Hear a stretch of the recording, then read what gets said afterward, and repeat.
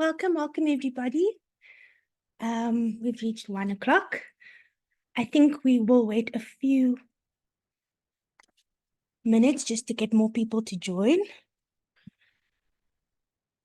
But I'll add some music. 1 second.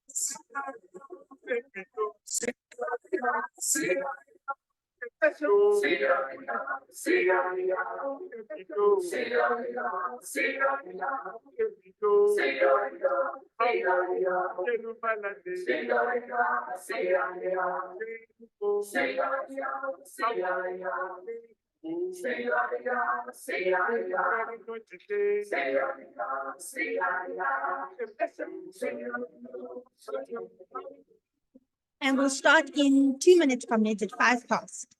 Welcome, everybody. And if you want to, do the welcome exercise to start,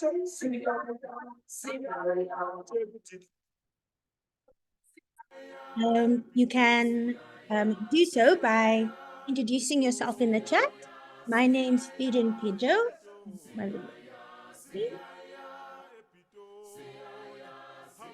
From 350.org and the Climate Justice Coalition. And you're all very welcome.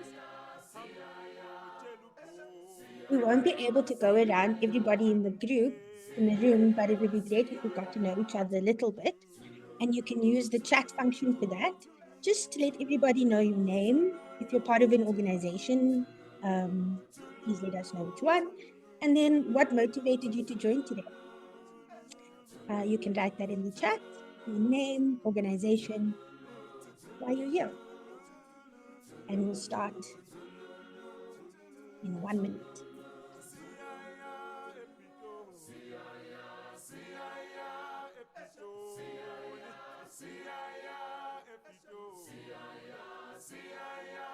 Welcome, CJC Secretariat. I'm going to make you co-host just in case.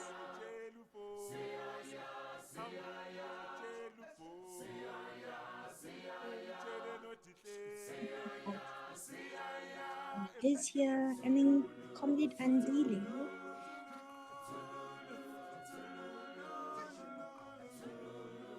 Yeah, I'm going to make you co-host too, in case you want to share something.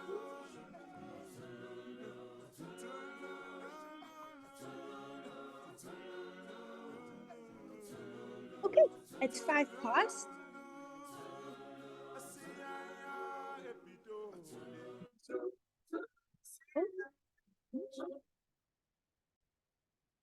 Welcome, everybody. stop sharing the screen. I hope you've all seen the program. And if you can, please introduce yourself in the chat. Let us know your name, if you're part of an organization, what the name of your organization is. And then if you'd like, totally optional, but it would be great to know why, what motivated you to join this webinar today. Cool.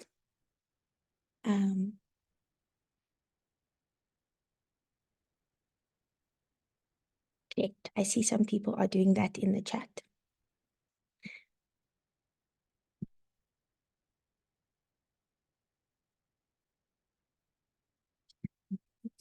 Second.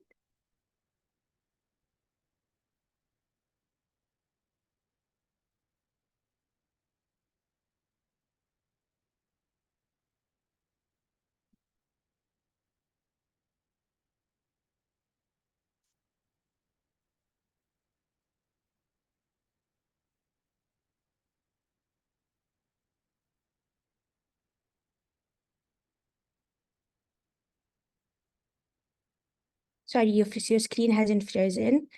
My notes are just not accessible, so I'm just getting them quickly. Okay. So you all, as I said, my name is Ferin Pedro from 350africa.org. I'm the Senior South Africa campaigner, and I'll be facilitating our webinar today. Welcome to all the comrades, colleagues, and supporters, and those who are just interested, joining the second webinar that we're hosting as the Climate Justice Coalition and 350africa.org with some of our allies and partners on the Integrated Resource Plan and the struggle for energy, democracy, and people's power. It's great to have such a diverse audience for the webinar. I see we've got union leaders, we've got climate activists, we've got community activists here, we've got NGO and civil society members here. So it's very great to have you all here. I think it's a testament to how important this topic is, the IRP and its implications for our nation's energy future seems to resonate with many of the community groups and union groups that we work with and our members. So we're very happy that so many of you have joined us here today. I won't go into too much detail on what the IRP is and how it impacts, or how we think it will impact the working class and poor majority, and of course everybody in South Africa. But I'd just like to, as an introduction for everybody, say that the Integrated Resource Plan is a document, a plan outlining our energy strategy. It's sort of a roadmap for the future of South Africa's electricity supply. But in the Climate Justice Coalition Energy and Mining Justice Task Team, which I facilitate, we've been having discussions about the IRP, and we're very concerned about the latest iteration of the IRP. We see it as a plan that threatens to lock us into expensive, polluting, and unequal energy future. And we are very concerned that it won't meet the needs of the majority and perpetuate the scourge of load shedding. So today we've come together and we've invited two very clever experts on energy democracy, and climate responsiveness to this webinar. We want to see how it is that progressive organizations can come together to think about a different vision for our energy future, something we're calling a people's energy plan that champions safe, affordable, and clean energy that can be accessible to everybody. And we have ideas about how that should go, how we should go about that. But I think it's very important that we have these open discussions amongst ourselves to see where we agree, where we disagree, and how we can work together in a genuine fashion. So Without further ado, I see it's already 10 past, so my welcome time is over. Just a reminder to please introduce yourself in the chat. You can just write your name, organization, and it would be very helpful if you tell us why it is that you joined today. Okay, so I'm going to hand over very soon to Comrade Liz. Comrade Liz is the strategic lead at the Green Connection and a long-standing climate and energy justice activist. She'll be taking us over what the IRP is and, as Green Connection sees it, what the challenges are and, how we can take those forward. So without further ado, Comrade Liz, can I give over to you? Thank you. You can. Morning, comrades, or afternoon. We got over the midday. I'm going to share my screen, and I just want to say this is the third IRP that I think I've been involved in commenting on. So I don't know, I have to admit, I didn't attend the last workshop, so I'm not sure what you know and what you don't know. So I'm just going to go through got a PowerPoint, but I've also got some fun that I think you might enjoy. So this is, as the Green Connection, we're an eco-justice organization. And okay, now I have to figure out, how do I make it work? How do I make the PowerPoint move? Okay, let's see if I can do that. Yes. So we're an NGO, and as most of you know, we work along the coast, and we are opposing more fossil fuel, particularly offshore oil and gas in the ocean. We work with fisher communities all the way from Port Nolloth, all the way around with other organizations through to Richards Bay. I see I shall have to beg that Farron gives me a little bit more time if we run out, so let's hope we don't get run out. So I always tend to go and look at what the government's saying and see whether what they're actually saying. If you look, this is what government thinks the integrated resource plan, this is their public version. They've got a technical version, they've got a little pamphlet. So what's interesting about this, can you guys see, it starts with hydro, it has gas, it has coal, it has nuclear, it has battery storage, and has wind, but it doesn't have solar in terms of the pictures. So first, can you see? I'm seeing the first page, I think, of the document. It says, oh yeah, now it's moved on to how does the integrated energy plan relate to the IRP?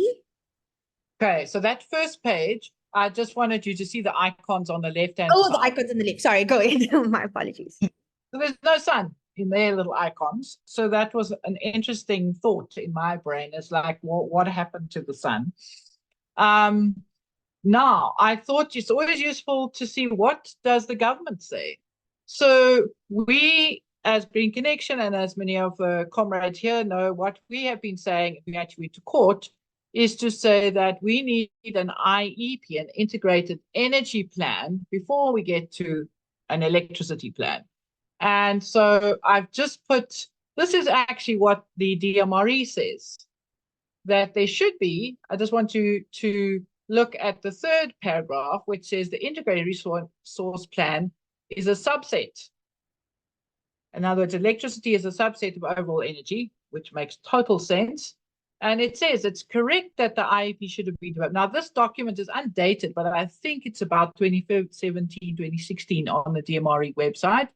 And the way it goes, and I didn't want to put all the wording in, it basically says we haven't got any electricity, so therefore we have to do the IRP first. So why are we in 2024 still having this mindset? We should be having an IRP.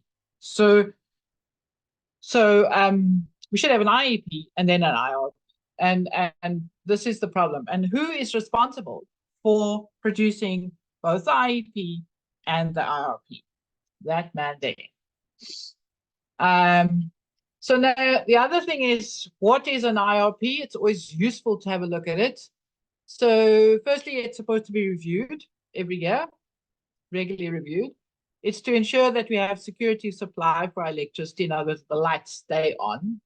And now this other one is a bit weird because it just goes, continues to pursue a diversified energy mix, which if you look at it up the other way around means we're never going to not do something. And surely we have to think about a whole lot of criteria before we decide which we're going to go for, which we're not going to go for. We don't just go for everything all the time. So, and some of the discussions around why nuclear is still in the mix, which is a highly expensive and not something you want to be pushing, why that still stays around. Well, maybe it stays around because we've got this idea that we just do everything all the time. So then the other, Wikipedia says that an IRP is a least cost planning used by public utilities like Eskom. And it's the idea is to get the growth of electricity demand. So no, get enough electricity with a different idea of, so that's just Wikipedia. I thought it was useful.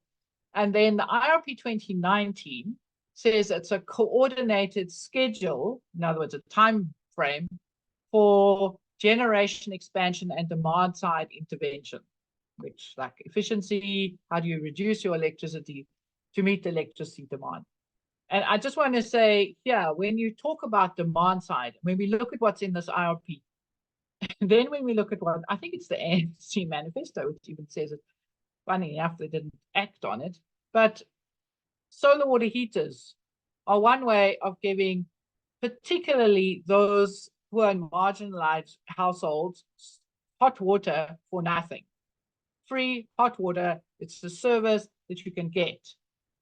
And it takes away from the need to have peak electricity, particularly in evenings and early mornings, because that's what's driving the peak electricity, which means that we have to have load shedding at, we don't have enough, one of the aspects. So this is an aspect which I don't think this IRP has really looked at. So when we look at electricity or energy or making choices, for me, we have to look at what are the choices, what are the challenges, what are the criteria we should be using. So we should be looking at the sustainability of it. In other words, it's no good just creating pollution and then you have to go back and fix it. So we should try and ensure we don't have electricity sources that create a lot of pollution. And again, harm, which is not just about environmental harm, but health. If we are making choices that are going to end up with people dying of asthma, should we be making those choices? Because who are you that's going to decide that someone else is going to suffer from asthma their whole life? Climate change, we've seen the impacts of climate change, flooding, fires, droughts, food security that's now compromised. Okay, so that needs to come into choices. Should we be making the kinds of choices that result in more of that? Social benefits. We all are sitting at the mercy of choices that were made when we didn't have the right to say anything. And are we going to carry on just sitting there, or are we going to say we need to have control, good governance, and ownership of what happens? We theoretically all own Eskom, but we don't seem to be able to control what happens there. And then also, how are we going to decide on choices in terms of money and in terms of jobs? We need energy choices that grow our social capital, that gives us jobs, that gives people a means to earn a livelihood. And we need to do that, and we need to make sure that electricity is affordable for everyone. And obviously, we need a democratic plan that is actually where everybody knows how did the model work and how did it come out with whatever decision it has. Just threw that in, like innovation, adaptation.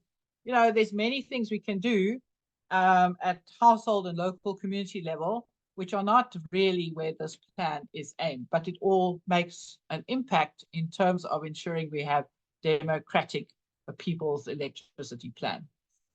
So this is, I just want to go through this very quickly. So what does the model do?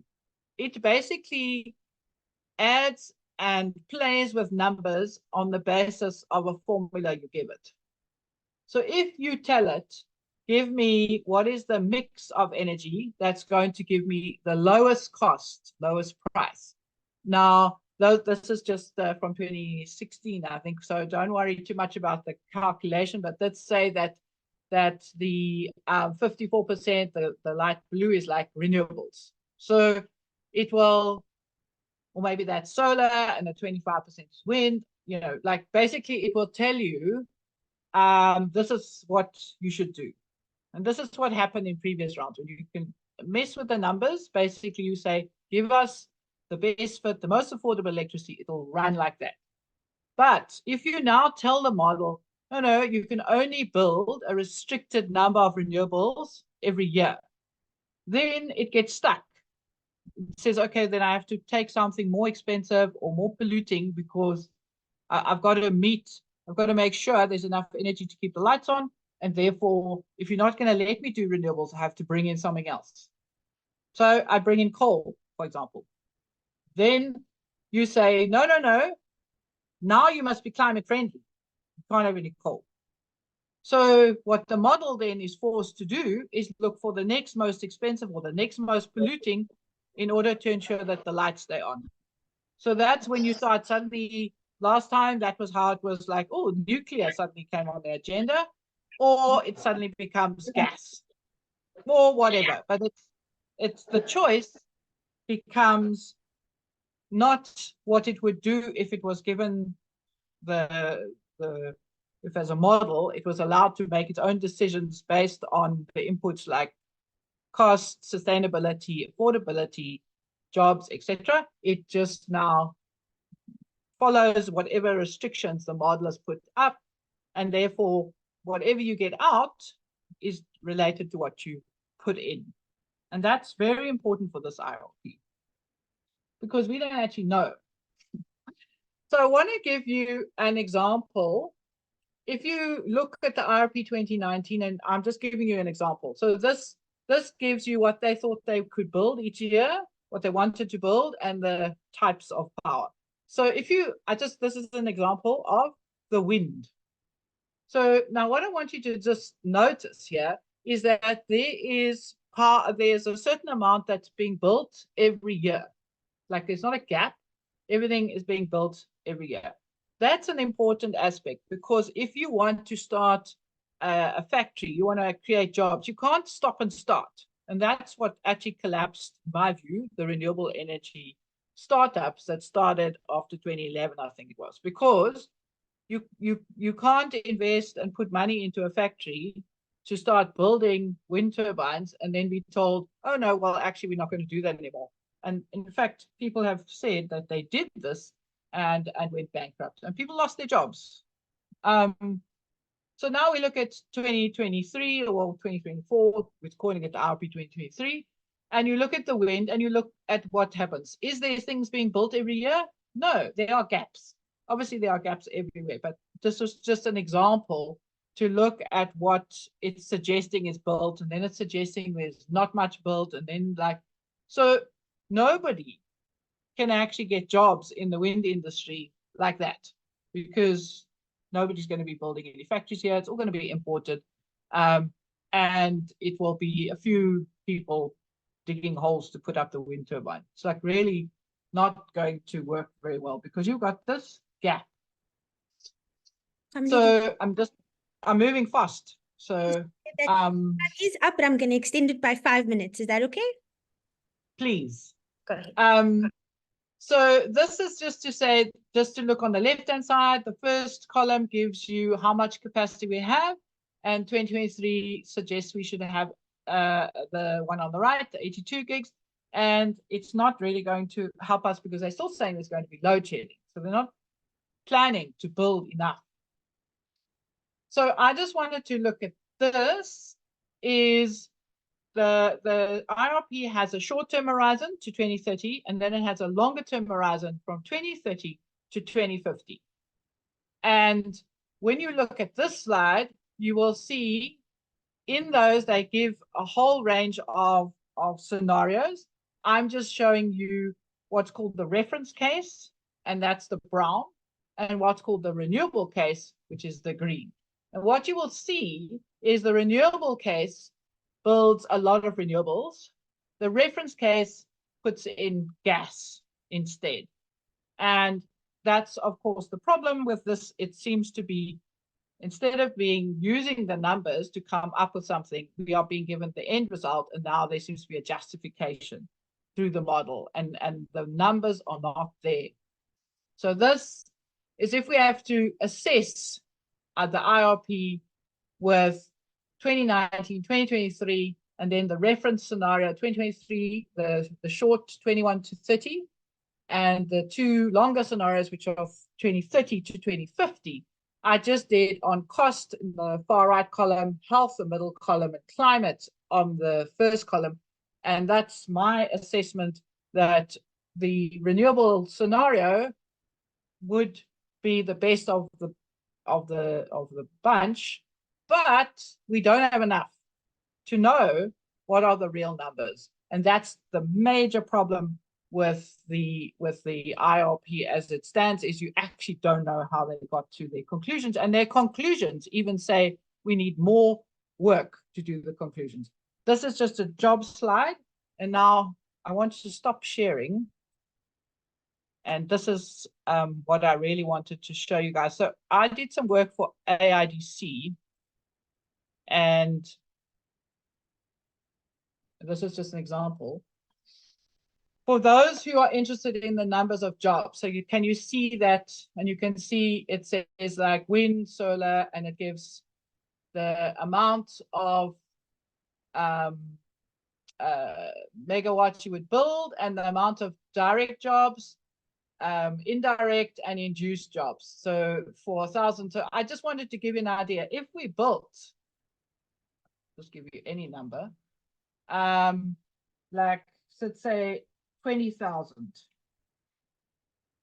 Whoops, not 20, 200,000, 20,000 megawatts. Do you see the numbers of jobs that you could create? So this was done for the climate jobs. That's an example. It's AIDC has this. It doesn't do comparisons with coal or fossils, because there are lots of reasons we're moving away from that. We're in a transition. But this gives you some idea of really the amount of jobs that you could create if you wanted to really put your efforts into real energy transition. And that's really all I have to say. But I wanted to say this is always one of my favorite cartoons.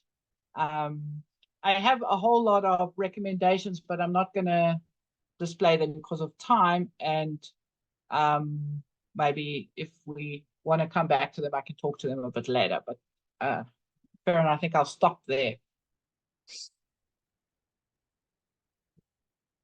With a minute to spare. Thank you, Comrade Liz. No, I know this is an impossible task to discuss so much in such a short time, but I think you did brilliantly. And there will be, so I'm just going to open the floor to some questions and or comments on Comrade Liz's presentation, the IRP, people's views in general about the process so far, the democratic process, the impacts on our health, the climate implications, and the implications for climate justice and a just transition, and of course how the energy crisis and electricity crisis are impacting our communities, and in particular those most vulnerable already. So yes, so the floor is open, and I'll take hands now. So you're welcome to raise your hand or indicate on the chat if you'd like to come in. And if I don't get any hands in the next 2 minutes, I'm going to hand back to you, Comrade Liz, to talk about those recommendations. So give me a before I do that. Okay, yes. I see Edmore. Edmore, please come in. Yeah. Thank you very much, Chair. And thank you, Lizzie, for your wonderful presentation. I just wanted to raise a question. Is biogas a form of renewable energy? And is that climate friendly?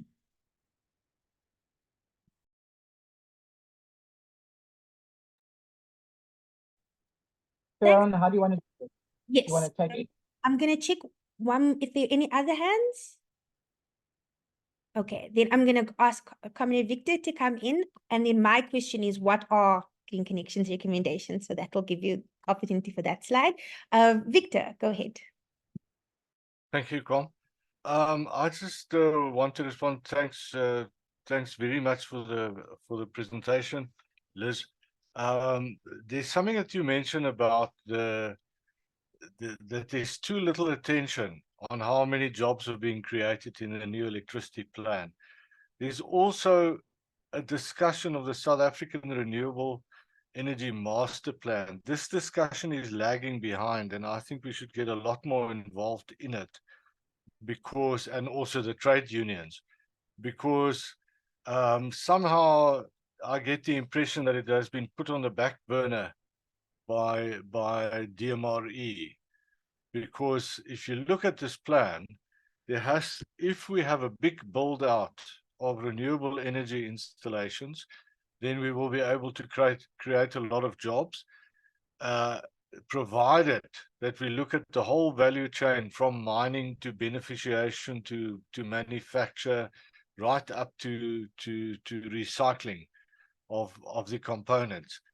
So I basically want to warn comrades that we should not neglect the SAREM as a good place for discussing jobs and how jobs are created. And I'm worried that it's being left in the background because it's under control of the DMRE.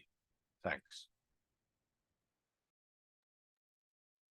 Thank you, Comrade Victor. And yes, I think that's such an important point, and I hope some of those involved in trade union movements can come in on trade union positions on these different plans, and the IRP and the SAREM, which has really important implications. I think there have been some critiques already about the over-reliance on market-oriented policies, but yeah, I'm very interested to hear from the participants here. Comrade Liz, would you take those 3 questions, and then and then conclude, please, and then I'm gonna hand over to Andile. So you'll find Yes. right. Yeah. So I think the biogas one is a very easy one. Yes, there was quite a lot of interest in biogas in years gone by, because it provides, so biogas is taking like a cow dung from food scraps and even sewage, and turning it into a gas that is just normal gas that you can then use for heat. So for household cooking, for electricity generation, because gas can be, turned into electricity. And so it's a neglected field. However, of course, if you just grow a whole lot of alien plants and then turn that into biogas, then you're really creating another problem.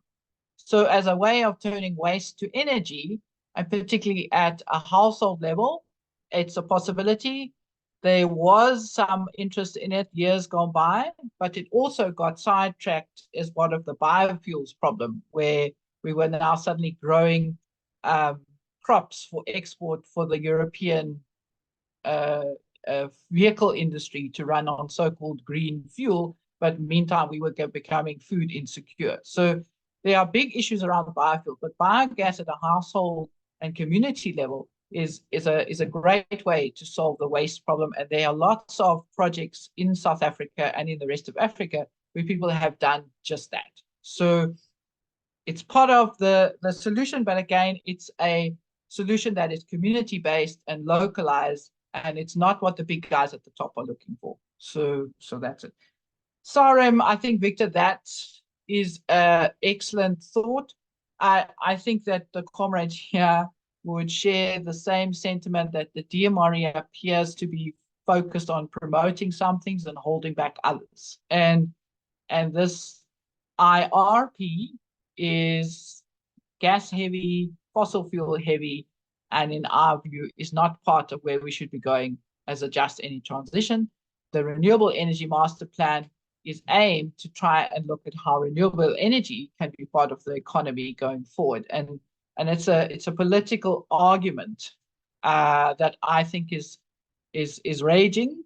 And yes, we need to get ourselves on side. But I would just, if I go to the recommendations, I'll just share the screen quickly. But one of the things is, I think, comrades, we mustn't get distracted by other people's debates and or by misinformation. And this is why I went in a little bit, the very limited time, into some of the actual numbers and the actual conclusions or where they were and where they weren't. So they haven't given us real information. So where my recommendation is, firstly, we need proper information. And that sort of information must also include the externalities. So, you know, people, like, they make a blanket statement that emissions, we just have to deal with the emissions and we have to make these compromises, that the coal shutdown, for example, in the one thing must be reduced, but at the same time, people are going to now suffer because they of health. Now, there's no ways that anybody should be losing their job in a power station. That's just unjust. I've come to that conclusion. But there's also no ways that people should have to be forced to get asthma for the rest of their lives, simply because we couldn't make a decision about what to do. So I think there are solutions. I think there needs to be a lot of discussion. I showed you the least cost and robust debate. So I showed you the CSP and the gas. So this IRP actually says, well, we can either do lots of gas or we could do CSP.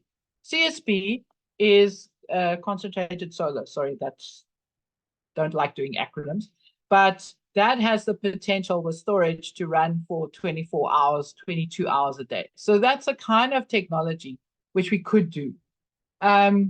We also need to say, this Grand Inga plan, maybe it's time to put it to bed. It's been on the ground for 20 years. It's not going anywhere, and it stops us making real choices. Let the model run without interference. Let it put in as many renewables, and focus in terms of policy adjustment. Focus on localization, ensuring that whatever we put in is a pathway that leads us as South Africans to have a strong economy that's based on the sun, the wind, the tides, and anything else they're coming up with. Making sure that whatever the minerals are that link to this, that we don't have a continuation of an extractive mining sector that destroys communities and abuses humans in terms of, like, just as labor. So that would be my end point, is that's really the recommendation for this, is we should get in there, boots and all, reject this IRP.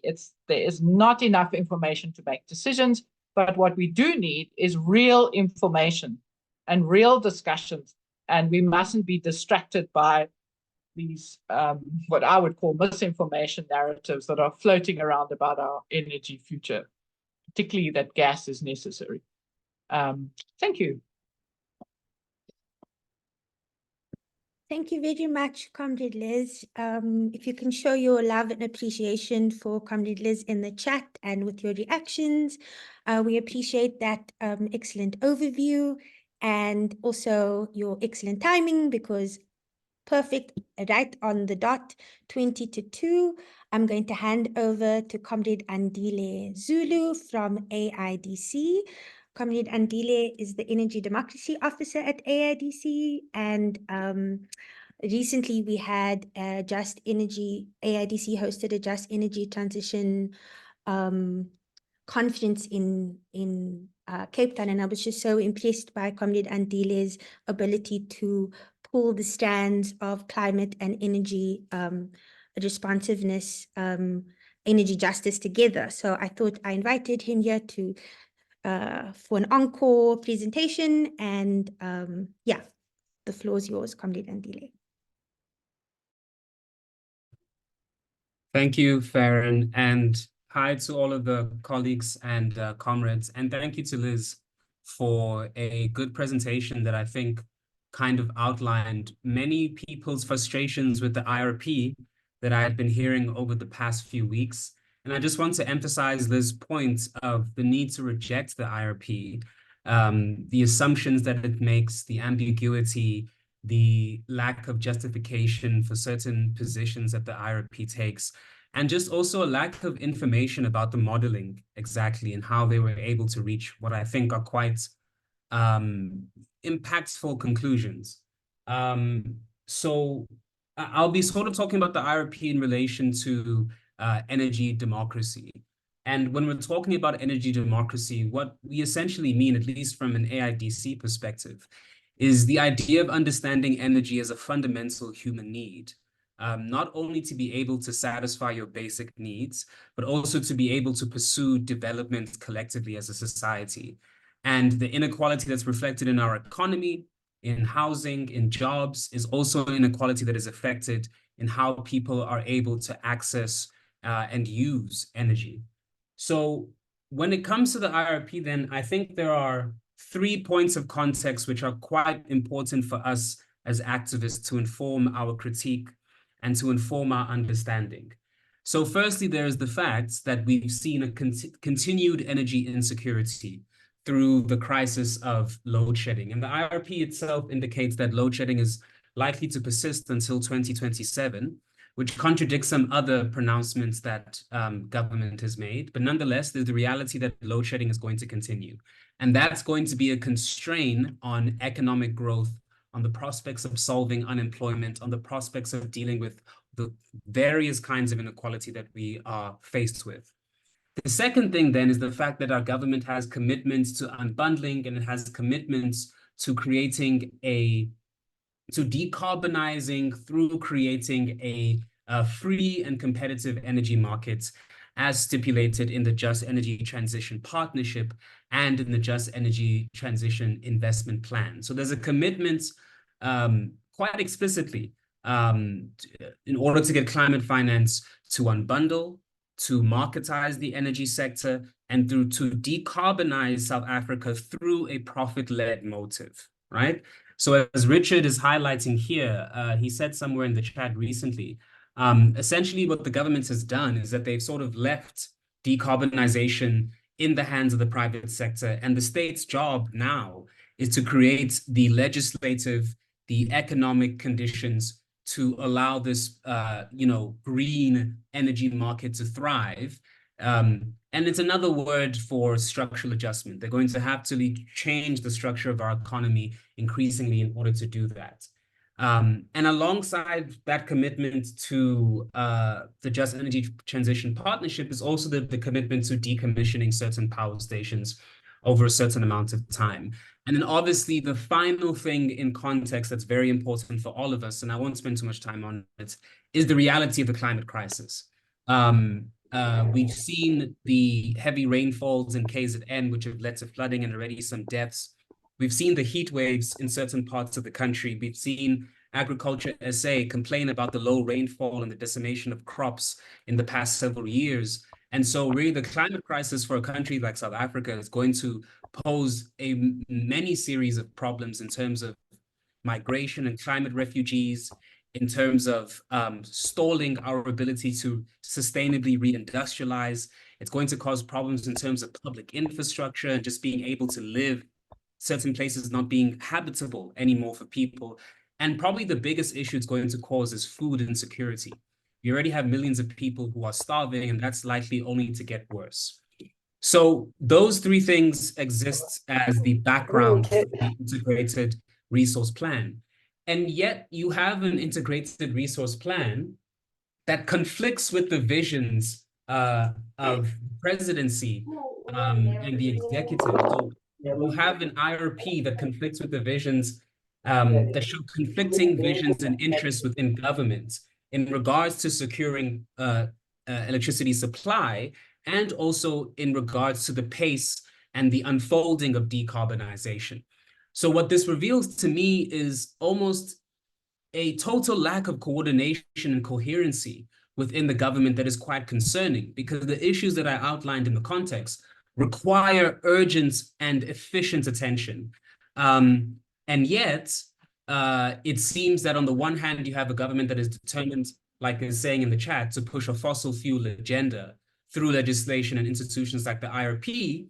And then you also have another half of government that is committed to decarbonization insofar as it's done through the profit motive, insofar as it's left to the hands of the private sector, and they merely try to set the conditions. So I think we should be very concerned by this incoherency.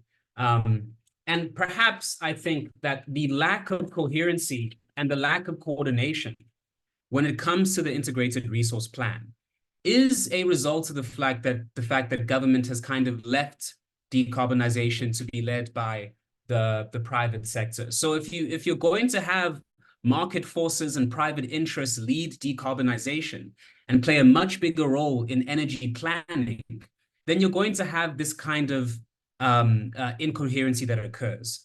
And I agree with people in the chat. I don't think it's an accident at all. I think this is sort of, to me, a class conflict that exists within governments, where you have some people who want to pursue accumulation through fossil fuels, and some people who see a new horizon for accumulation through privately owned renewable energy in a marketized energy sector. So these, to me, were the big kind of takeaways from the IRP, which were quite shocking, even for people who want unbundling and want decarbonization at any cost. But I mean, first we have the delaying the shutdown of coal-fired power stations. We have load shedding persisting until 2027, which contradicts other plans. We have, importantly, the proposed reduction in renewable energy procurement, because supposedly it is too costly and it doesn't offer security of supply relative to clean coal technologies, nuclear and gas. And like Liz said, it seems as if there is no real justification for this. And this, in fact, goes against a growing body of international evidence about the costs and security of renewable energy. So that was quite concerning. And I think also, as those of us who are concerned about climate justice and the climate crisis, there is also the push for gas exploration within the integrated resource plan, specifically in the Free States, in Mpumalanga, and natural gas in Mozambique and Namibia. So in the short term, the IRP says that we're going to import, and in the long term, we're going to pursue regional and local domestic sources for gas. So this, again, locks us into an extractivist mode of development. And I think it's always important to remember the chain of production when it comes to things like natural gas, when it comes to things like coal and so on, is that it's not just damaging for the environment and the earth, but most importantly, it relies on a regime of very exploitative labor all along that production line. So, and as people say, thank you for the chat's actually quite useful, because it's reminding us again, as someone says in the chat, that ocean oil and gas drilling will also risk the livelihoods of coastal fishers. So we have an IRP that contradicts other interests and visions within the government. But we also have an IRP that commits us to a model of extractivism that is not only exploitative of human labor, that is bad for the planet and for the environment, but that also risks the livelihoods of communities that are dependent, for example, on fishing and on certain forms of agriculture as well. So this is clear that this is a plan that should be deeply scrutinized and rejected, because it isn't a plan that has taken in the most urgent issues in terms of pervasive energy poverty, in terms of the need to reindustrialize within the planet's limits as well. It doesn't take into need the limitations of relying on extractivism to pursue industrialization. So in terms of what we should demand from an IRP, and Ferran, how much time do I have left, just to be sure? Sorry, I was just checking the chat. You have till 2:05, so that amount. Okay. Okay, great. Yeah, so one thing that's critical that I think should shape our vision of what the IRP should be in terms of the immediate concerns, which is getting supply, getting security of supply, being able to meet demand within the population, also ensuring that we have an energy system that follows energy democracy, the principles of energy democracy, and an energy system that is equitable as well, but also ensuring that we have an electricity system that takes in the concern for environmental sustainability. I think firstly, there's the need to constantly demand for free basic electricity. Right now, you have over 10 million South Africans that qualify for free basic electricity because they don't have reliable, affordable, and safe access or provision of electricity. And obviously, then that gets in the way of pursuing any kind of transformative socioeconomic development.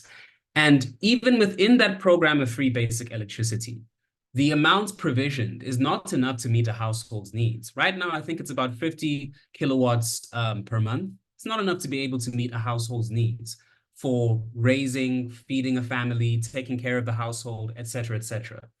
Moreover than that, you have many municipalities that are just systemically failing to identify indignant households and register them for free basic electricity due to issues with municipal financing that go back many decades. So I think what we should see in an IRP in terms of ensuring energy democracy and having an equitable electricity system, firstly, is a survey to see the extent of energy poverty in 2024. Secondly, to have an expansion of the amounts provided up to 200 to 300 kilowatts per month, and to ensure municipal compliance, which by that I mean to ensure that municipalities go out there and they identify and they register people for free basic electricity, right? If we consider electricity to be a human right, we need to begin finding ways to decommodify electricity and to decommercialize its provision where it is feasible, where it is financially sustainable, and where it's possible. And I think the expansion of the free basic electricity program should have been one of the things that was a core feature of the integrated resource plan. And then another thing, of course, I think is advocating and fighting and trying to devise ways that we can get publicly owned renewable energy to ensure that Eskom is able to boost its generative capacity through renewable energy that is publicly owned. I think it's very, very crucial for us to, on the one hand, call for decarbonization, but refuse decarbonization to be led by the private sector. Not because they are evil or cruel or whatever the case is, but simply because, actors in the private sector are accountable to their shareholders. They need to ensure a certain amount of revenue and a certain amount of profit. And that often conflicts with serving the public good in a country like South Africa, where so many people are unemployed, poor, or financially precarious. So firstly, if we want to pursue a pathway of decarbonization, I think it should be on a public pathway, on a model of public ownership of energy, of renewable energy. And that then requires us also to shift the way in which Eskom functions, both its governance culture and its financial functioning and its daily operations as well. The second thing then is that the IRP, the one way in which the IRP kind of aligns with sort of the Just Energy Transition Partnership is that they're both essentially advocating for a loss of energy sovereignty. So if we're serious about having a just energy transition in which we transform the major sectors of our economy to protect our lives and our planets well into the future, then we need energy sovereignty. We need to have an energy system that is able to meet the needs within the economy, the needs of South Africans for socio-economic development, et cetera, et cetera. And you can't have energy sovereignty if you have an electricity system that is surrendered to independent power producers, and the government simply plays a very minimal role in terms of regulation. Already within the Electricity Amendment Act, there was discussion about cost-reflective tariffs, which seemed like a strange thing to do in a country where most people cannot even afford the electricity that Eskom is currently selling. So I think we should have had an integrated resource plan that demands energy sovereignty for South Africans, so that we're able to properly plan and coordinate our transition while also meeting people's basic needs. So at the sort of larger level, and this is perhaps the most difficult obstacle that we face, is the fact that unbundling and marketization are steamrolling on. It's taken a long time for us to be able to get to this process, but it seems as though that there is a hard commitment to unbundling, to marketization, through relying on foreign loans primarily. So we also need to have a discussion about if we want energy security, if we want security of energy supply, if we want to decarbonize, if we want something that is environmentally sustainable, are we going to be able to do that if marketization and unbundling persists in the way that it currently is? And I don't think we are going to do that. I think one thing that we have to kind of have some cohesion on within the short to medium term is how we envision Eskom. And for AIDC, we've been quite adamant in the past several years about the need to transform Eskom. The CJC, for example, has a call for a green new Eskom. So an Eskom that is decorporatized, an Eskom that is democratically accountable, an Eskom that has an energy mix that is within the boundaries, the planet's boundaries as well, environmentally, and an Eskom that operates on a mandate of public good. So unfortunately, that's not what we have. And I think we need to have some sort of cohesion and agreement as to how do we see public goods like electricity. And unfortunately, the IRP, in both its commitment to fossil fuels and its lack of coherency and justification, simply, I think, takes us further to not being able to solve issues of security of supply and to urgently act on the issue of decarbonization as well. So I'll end there at that point. Thank you very much, Comrade Andile. I have so many questions. So but I'm not gonna abuse my role as chair, and we'll open the floor. I see there are some people who are using the Q&A function and asking questions in the chat. That's great. Thank you so much. And comrades can continue to do that. But yes, I see some people clapping, so show some love, and thank you very much, Comrade Andile, for that presentation. But we're not done with you yet. I'm going to open the floor to questions or comments on Comrade Andile's participation, perhaps on specifically the public pathway that AIDC has been advocating for, and that we as Climate Justice Coalition also advocate for when we talk about energy justice. And that's underpinned by the idea that we think energy is a public good, and it shouldn't be only for those people that can pay for it. Everybody should have access to electricity. And so we call for a more socially owned renewable energy future, which includes an Eskom that is run democratically with improved governance structures, that's community-led, and and as well as decentralized, community-owned renewable energy. But we know that won't provide the scale of energy provision that we need. So we need our national utility to step up. We need a green new Eskom. And for that, we need the DMRE to expand its mandate and really invest in it. So I see some hands. I see Jessica. Anybody else? But I have a question about energy sovereignty. So, but I'll first open the floor. Comrade Jessica, any other hands? Okay, we'll give you some time to percolate. Jessica, go ahead, from LHR, I think.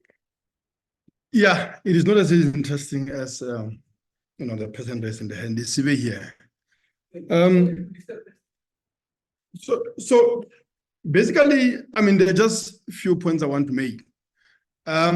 Because and I think for me, the starting point is a point that has really been, raised by Comrade Andile. I mean, about the political economy, really, of the integrated resource plan. And I think we need to be very clear. There is not really a contradiction in the apparent incoherence, and if you like, even contradictions between decarbonization and a fossil fuel interest within the DMRE and government broadly. What we have here in the form of IRP, as with everything, is an operationalization of the macroeconomic framework, of the ANC government, the political strategy for a capital accumulation. And for them, it's not really so much about capital, transition as it is about finding an outlet for accumulation. And of course, to the extent that there are fossil fuel reserves, they are going to want to exploit that at the same time as they're taking advantage of the crisis of climate, again, to enrich themselves and about that. And I think for me, that's really the way that we should be approaching this question. And I don't think we are always doing enough of that to say what we are confronted here is really a class program and a class strategy on the part of the capitalist class, but also on the part of a government that is committed to neoliberal program as a main strategy, or rather as a main project for a capital accumulation in this epoch, in this country, and I think big part of the world. And I think that should inform the question that the issues that were really centering in our response. And I think the issue of public and social ownership has already been raised by a number of comrades. But I also think that for me, it's also to inform how we approach this process. Because I think much more than really investing, right, in NGOs making a technically sound argument or counter-argument, to be precise, we should really be thinking about how then do we build a working class power in this process?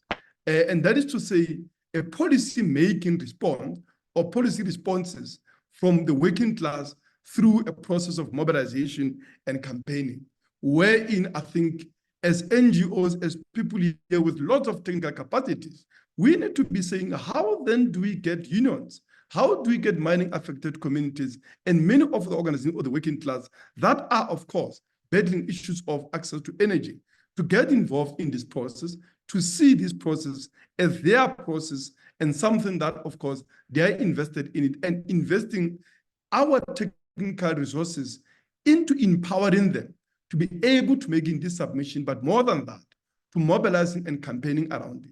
And I think as I conclude, Chair, I mean, an example in this respect is really what, in the way that in the past, we have approached the question around mining charter, where, you had different capitalist interests within the mining industry in dispute about, who's going to be getting what percentage of the share of the mining profits and so on and so on.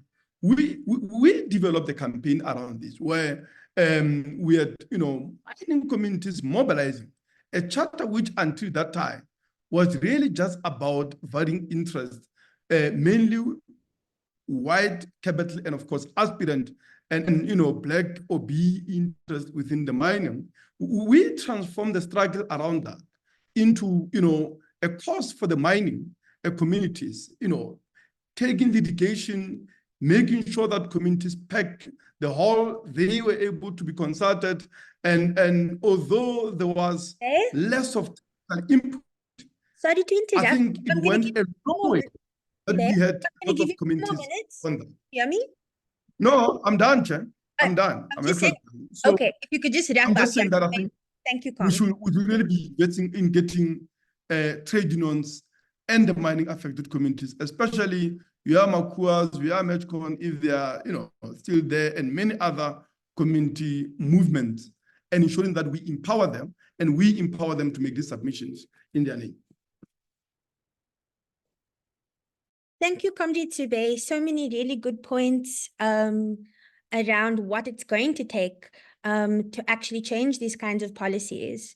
Of course, it will take some technical prowess and various submissions and our best minds coming to solve this problem. But it's also going to be about a balance of forces and making sure that when we say that government is using our priorities as a guideline for how to act rather than, or what policies it implements, rather than interests of, for example, the fossil fuel industry, or, for example, various entrepreneurs that might be, and the overlapping political and economic interests that might be holding up this industry. So, I'm not on video, sorry. So, how are we going to build our movements and put pressure on government and those in power to take our interests seriously? I had my question around energy sovereignty, Andile, was just, could you explain specifically what is the cost of, what does that mean? Do you mean that we need, you mean that we need energy security for everybody, or does it mean we shouldn't be dependent on external sources? And how is that related to both meeting our climate?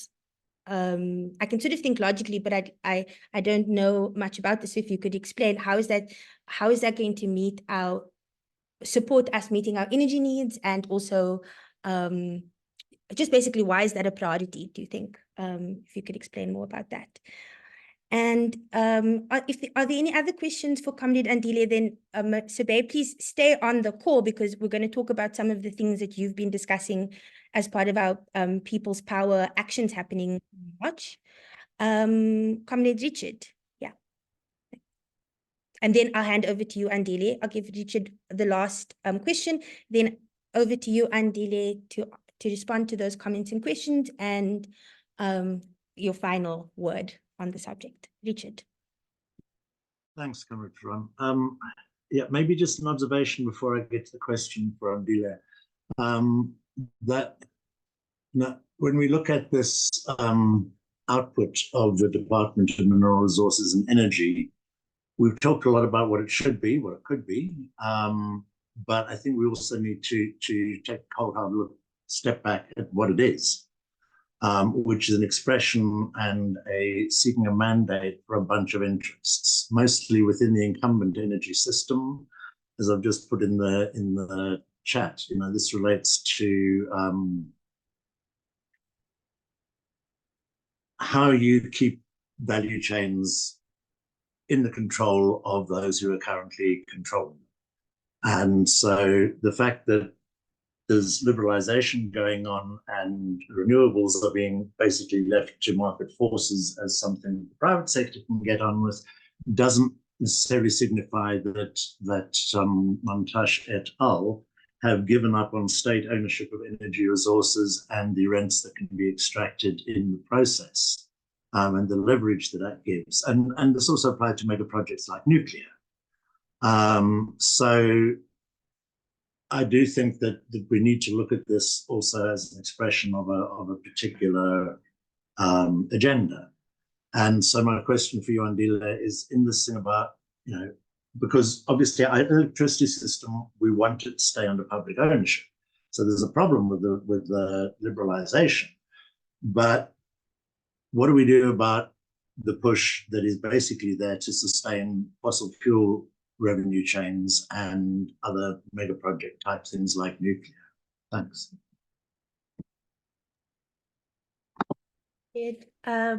And I just, again, to answer your question, Peliswa, in the Q&A, I don't think, in my view, I don't think it's a reasonable expectation that every person living in South Africa be an engineer or energy expert and understand all the detailed, technological minutiae of the IRP or any of these energy plans, but we can set a mandate for government and these technical experts to say, this is what we want. We want an energy future that regards energy as a public good. We want an energy future that does not compromise our ability to live on the planet. So that means is responsive to the climate emergency. And we want an energy future that does not sacrifice the livelihoods of the workers who have already sacrificed so much to build the South African economy.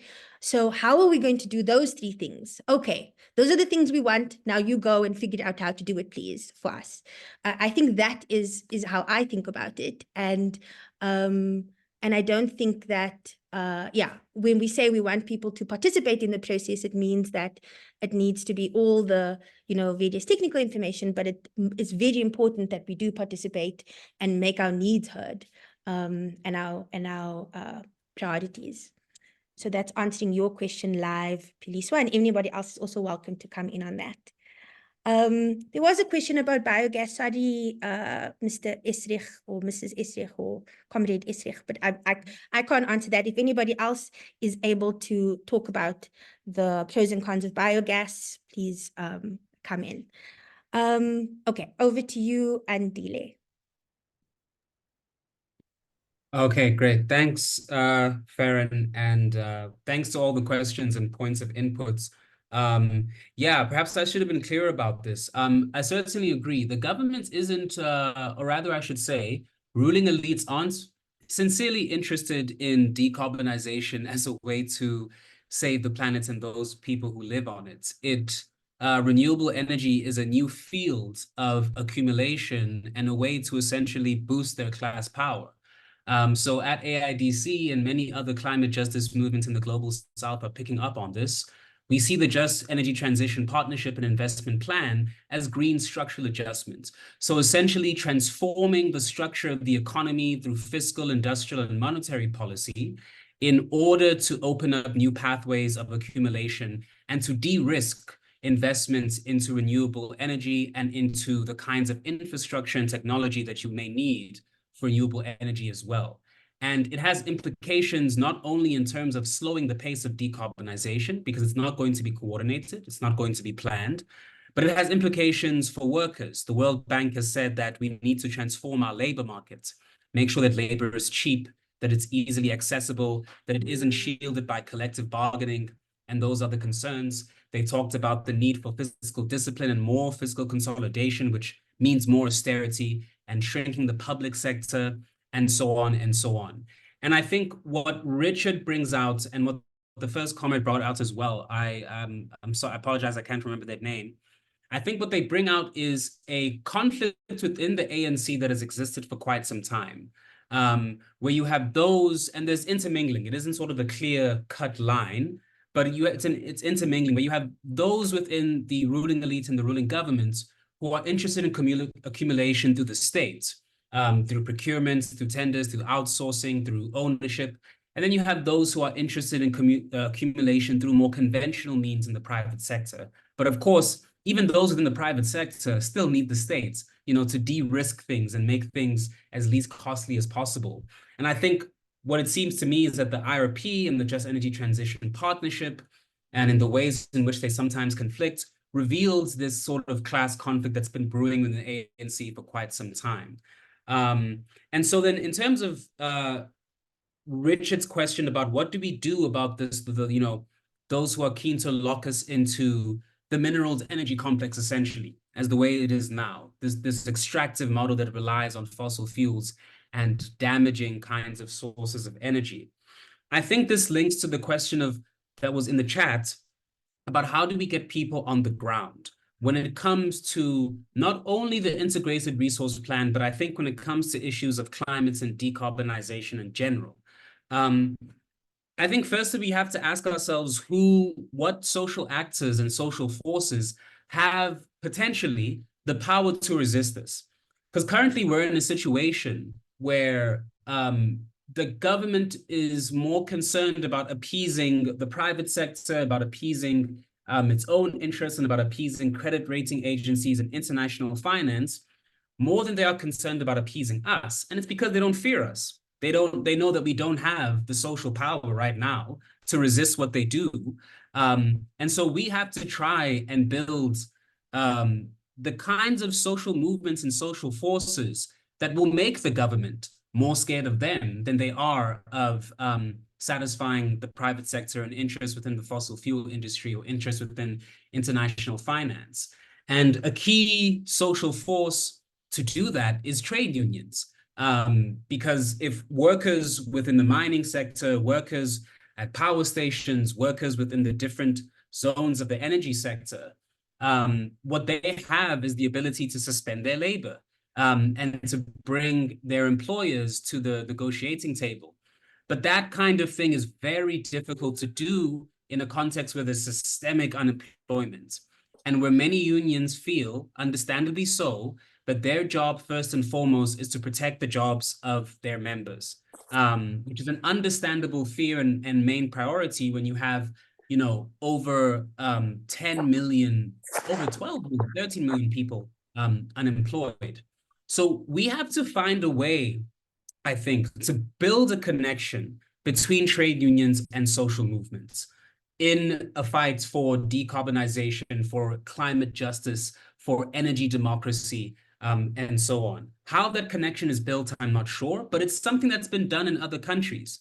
So, for example, Germany had a series of strikes in the past 2 years where transit workers and climate justice activists came together and shut down multiple cities in the demand for climate jobs, in the demand for climate jobs that are sustainable, that are dignified, that come with forms of social protection and insurance as well, while also demanding that their communities are protected from the harms of some renewable energy projects that, you know, would risk their livelihoods if led by the private sector.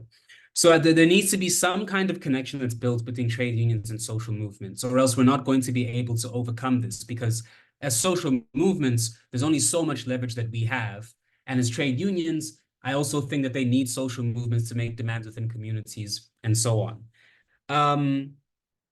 We have to essentially sabotage the process of extractivism some way, somehow, through sustained political mobilizations and resistance.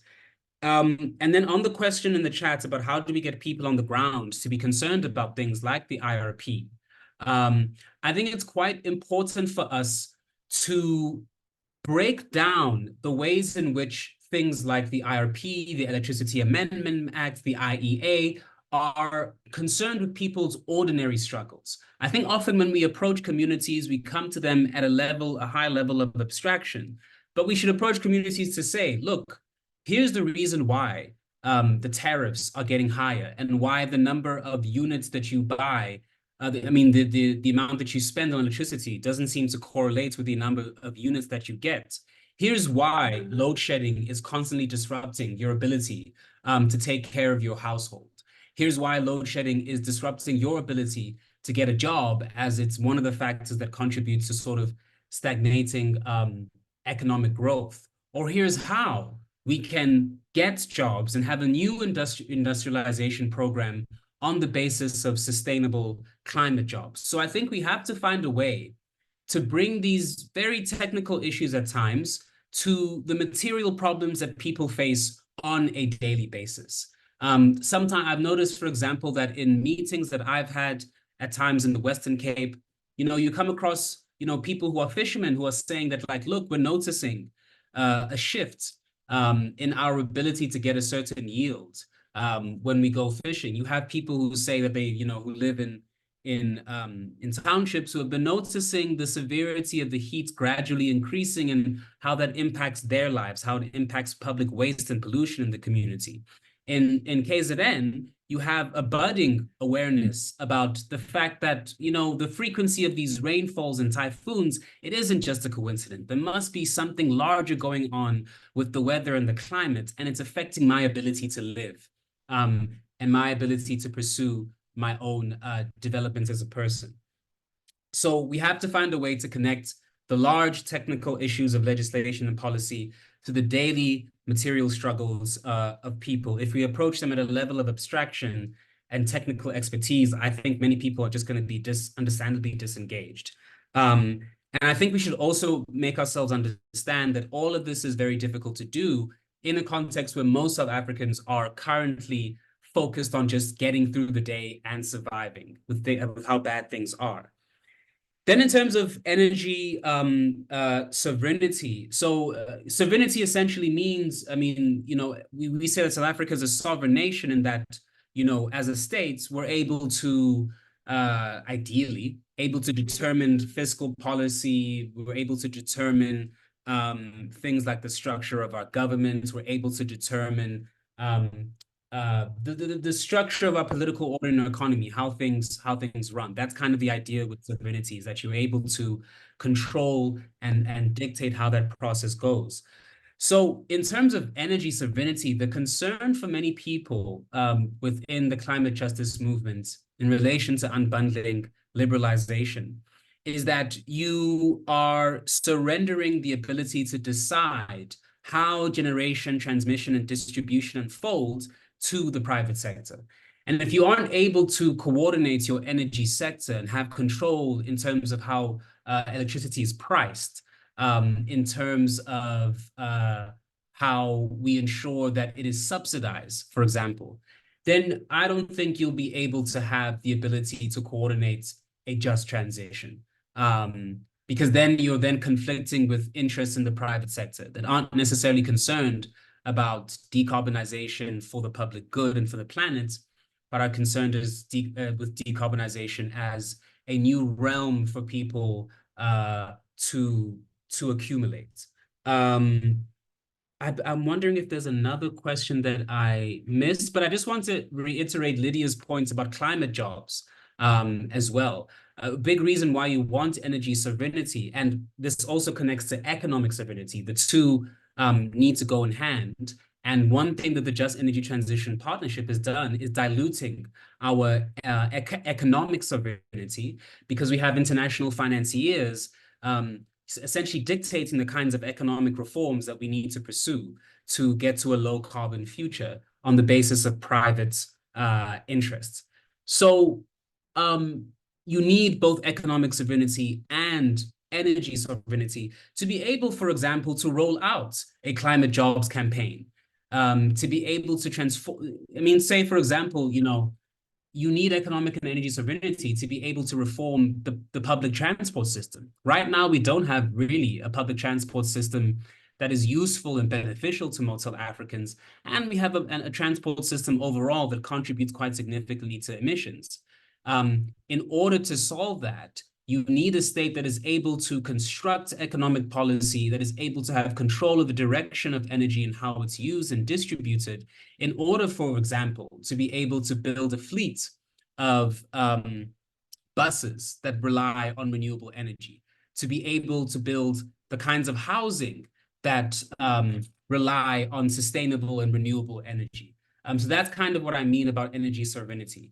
If you create an energy market, it becomes a market, it becomes a place with multiple actors who have different interests, who have different profit margins and different shareholders, with minimal regulation from the state based off of the legislation that we have seen so far. And then Richard asks a good question about money.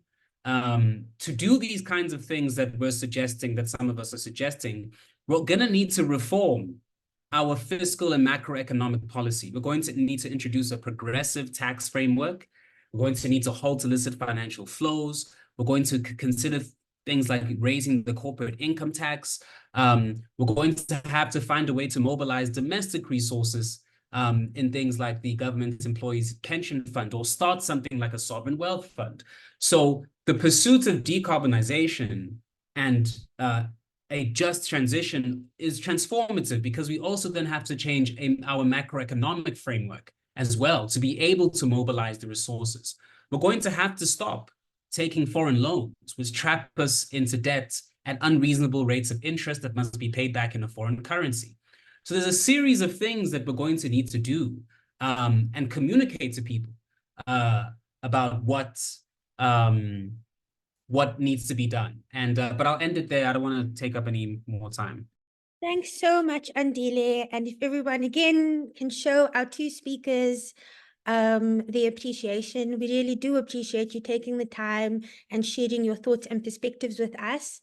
And I see your hand, Liz. I'm going to give you just 1 minute because I quickly, before we close, want to explain to comrades what we're doing next as the coalition and some of our allies and partners. Yeah, and I don't want people to leave before I say that. So Comrade Liz, go ahead, and then I'll tell you quickly about the People's Power actions that are happening very soon.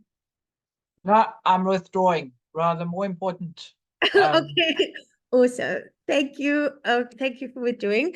But I know that you have lots of really important information to share with us, and there's going to be more opportunities for us to have these discussions. So I'm just going to share my screen one more time for comrades. I was trying to add some of the bits and pieces, but I'm just going to ignore that for now, and I'll just show you the main because so much of what the different speakers and some of the comments in the chat and so on have the points that they've made really resonate with or are very closely linked to the discussions we've been having inside of the coalition, and also with our different allies in a broader group we've called.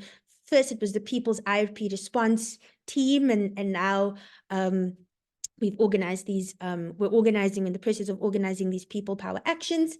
But a lot of these points are linked to what community members have said, what activists have said, and what we've been discussing in our different meetings, which is effectively that we don't want to sacrifice. So when you're talking about Andile, you're talking about energy sovereignty.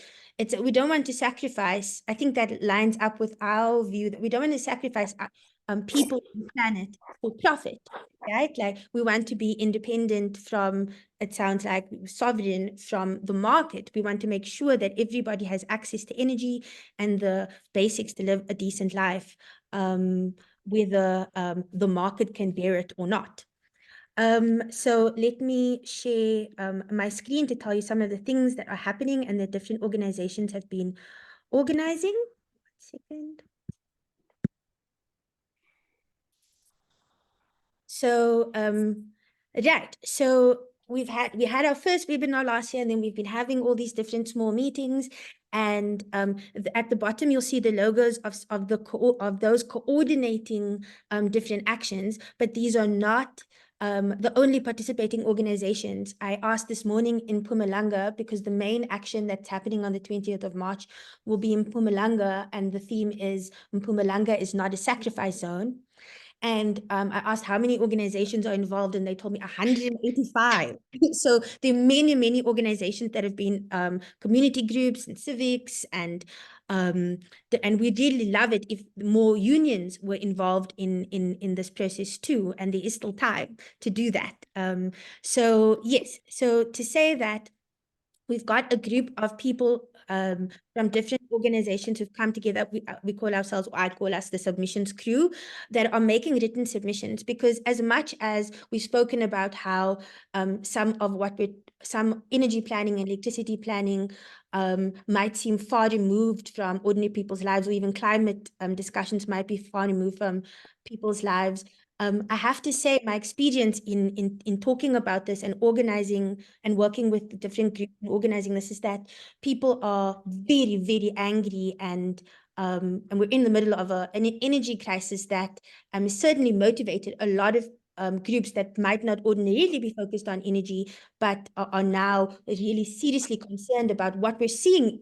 Energy apartheid already happening, with rich people can just put solar panels up, corporations are building their own renewable energy infrastructure, and but people in Soweto are still dealing with not just load shedding but load reduction. So Comrade Francina yesterday was telling me in Limpopo that they have heavy flooding, that the infrastructure is just not in Lephalale, that the infrastructure is just not made for. We don't have emergency response plans. We're not ready for the climate emergency.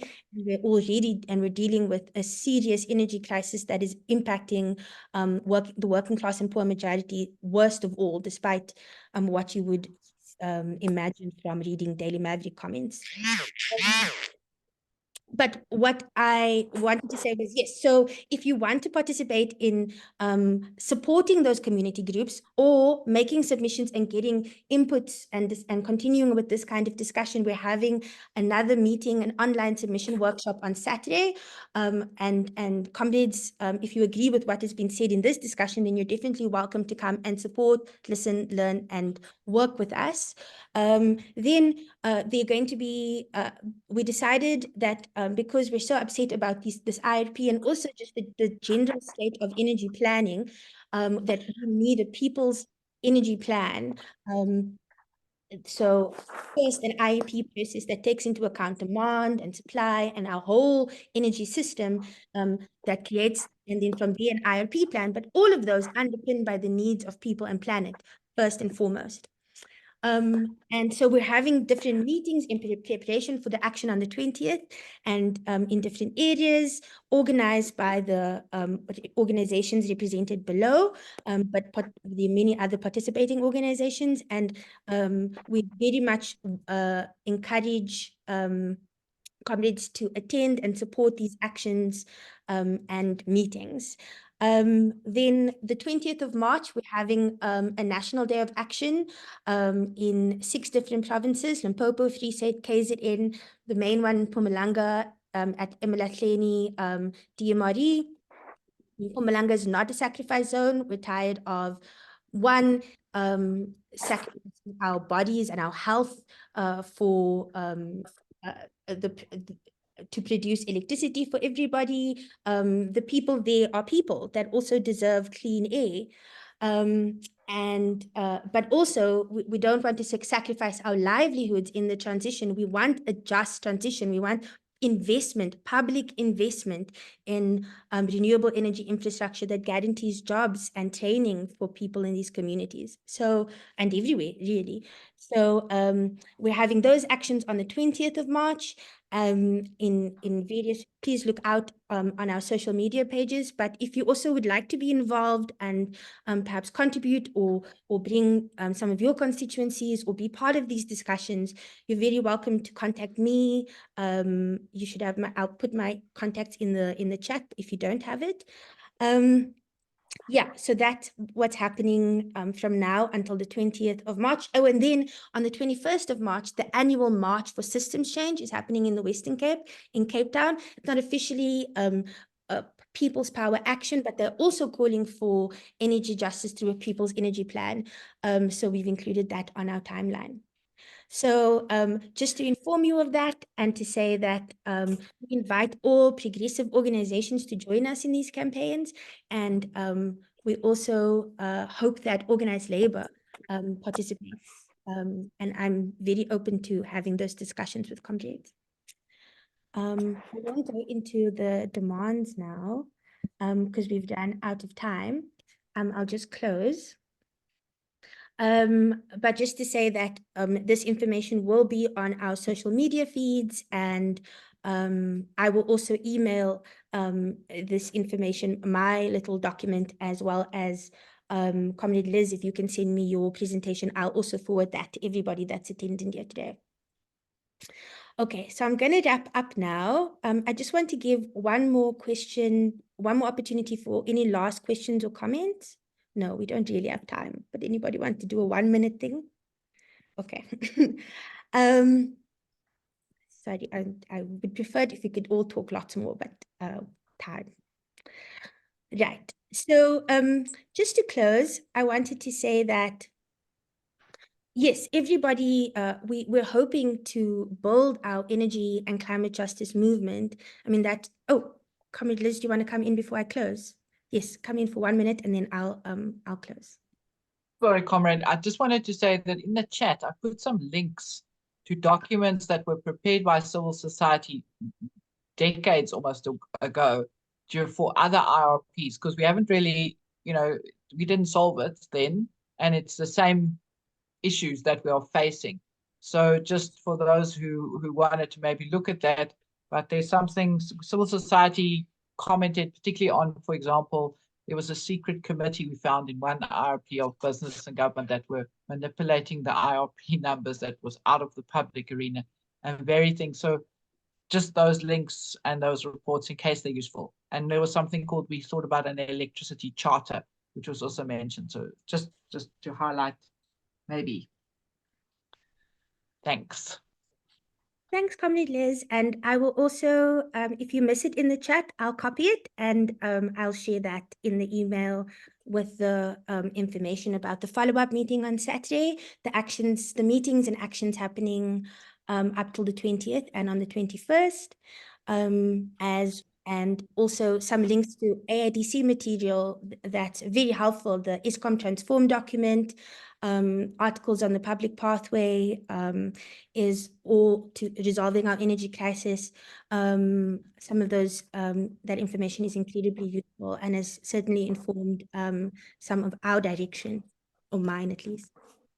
Okay, so yes, so thank you everybody for attending.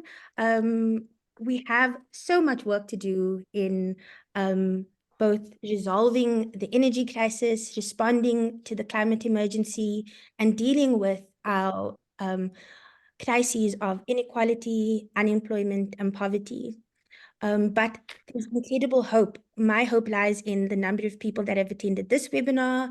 My hope lies in the number of organizations that are standing together to say that we want people's power plans, we want people's energy plans, that take into account our needs for healthy and safe environments, our needs to access to food and energy, and our need to respond to climate disaster, which will affect the working class, poor majority, most of all. So I thank you very much for attending here today, and I hope we can continue to stay in connected in our struggle for climate energy justice, and build a movement that includes as many progressive voices as possible, and that so unions, community organizations, feminist organizations, youth organizations, we need to work together to solve this problem. Yeah, I'm very grateful that you've all joined here today to take your part in that movement building. So you are welcome to unmute and say goodbye, and we shall be in touch very, very soon. Thank you. Madam. Thank you. Madam. Thank you. Thank you. Bye. Bye. Thank you. Bye.